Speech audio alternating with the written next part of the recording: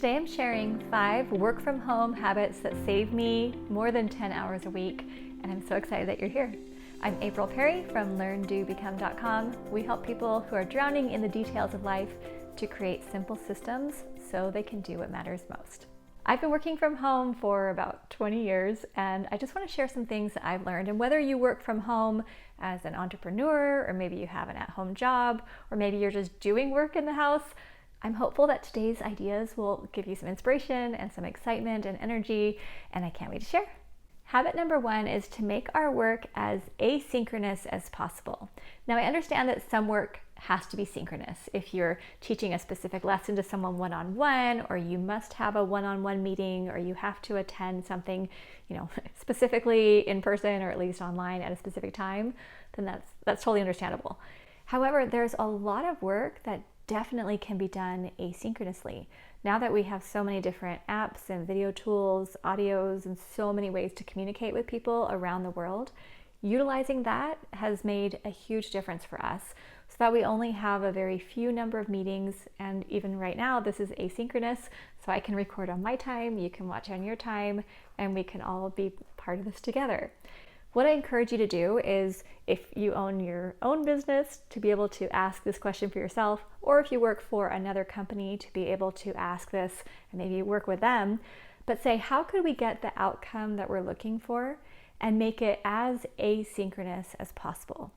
I found this has been really appreciated by our team members as well, because then they don't have to be sitting on phones or computers all day. They can do it when it works for them. So keep that in mind. Asynchronicity, making it as asynchronous as possible. Number 2 is I put boundaries around my work, but I do it with flexibility. So I'll tell you a little story. When I had our first daughter, Aaliyah, I was worried because some days she would eat great and some days she would just eat like Cheerios. And I called the pediatrician and I was concerned. And the pediatrician said, instead of looking at what your toddler is eating on, a day-to-day basis and getting worried about a certain day, look at the whole week and see, maybe some days she's eating more, some less, but it usually balances out over the week. That's really helpful advice, and I want to apply it to what I'm doing at home, what we're doing as we're working from home as well. If you look at each day, you might feel discouraged some days because maybe you have lower energy. I know there are some days where I just need to take it easy. There are also some days where maybe more people are coming to the home, or you have more meetings some days and you might not get everything done that you want. But instead, if you create work hours, general time where you have protected time to work, but you have enough flexibility to accommodate the people and the emotions and the humanness of your life, then over the course of the week, typically things will balance out. And this has been really helpful to me because I think the best part about working from home is the ability to engage with the people I love. If a neighbor knocks at the door, I could stop and say hi. If my dog wants a walk, I can just go take a walk. And I love to be able to have that flexibility, but you also don't want to let go of the productivity and the purpose of the work that you're doing. So being able to have those flexible boundaries hopefully will make a difference for you as well. Habit number 3 is to create a very short, specific list of outcomes for the week. I found when I first started working, especially from home and running in my own business, that I would keep busy all week, but I would be writing blog posts or answering emails or having phone calls and doing a variety of things that actually didn't move things forward. It just kept me busy with the illusion that I was progressing or moving things forward. That started to get really tiring. And so what I've changed is now at the beginning of every week, I create my week and I actually look at my current projects list, which is my list 1 to 8 projects for the month. And I say, okay, in my work category, what are the projects I'm working on?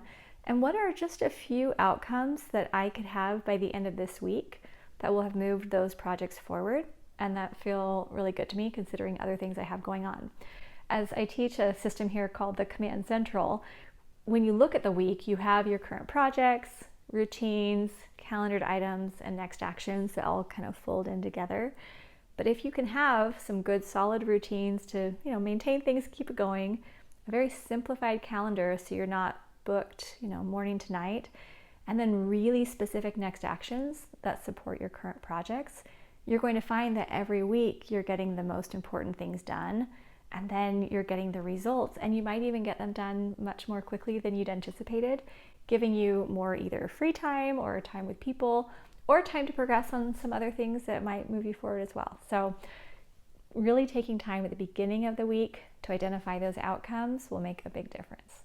Habit number 4 is to minimize distractions. And this one is crucial because a lot of times when we're at home, it's so easy to think, oh, let me unload the dishwasher, I'm gonna go get a snack, or let me go clean this thing up or whatever. But what I found is when I actually do then sit down to get my work done, I put my phone on sleep mode so I don't even see things come through. I tell my family, hey, I'm gonna be working like right now, doors closed, and I'm in here doing these videos.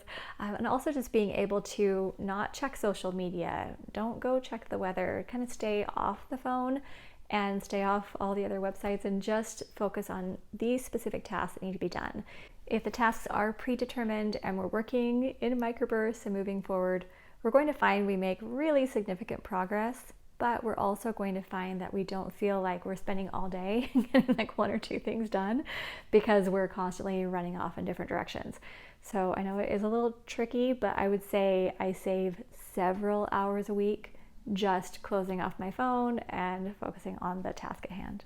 And habit number 5 is I just create a variety of spaces where I enjoy working. Even when we had a little tiny house and lots of children running around and things like that, I found that there were little spaces that I could carve out, like a little piece of sunny carpet next to a window in my bedroom. I just lay everything out and work there. Or I did have an official desk where I would sit and work, but also maybe sometimes I would go work out in the car. My mom always called that her office and she'd work there. Sometimes going to the library, sometimes having a little spot in the backyard or a little chair and table. But often the reason why we get distracted and jump around from thing to thing is because we're kind of bored of being in the same space. And so by being able to move myself throughout the home and being able to have a variety of places that I enjoy working, that is what brings the newness.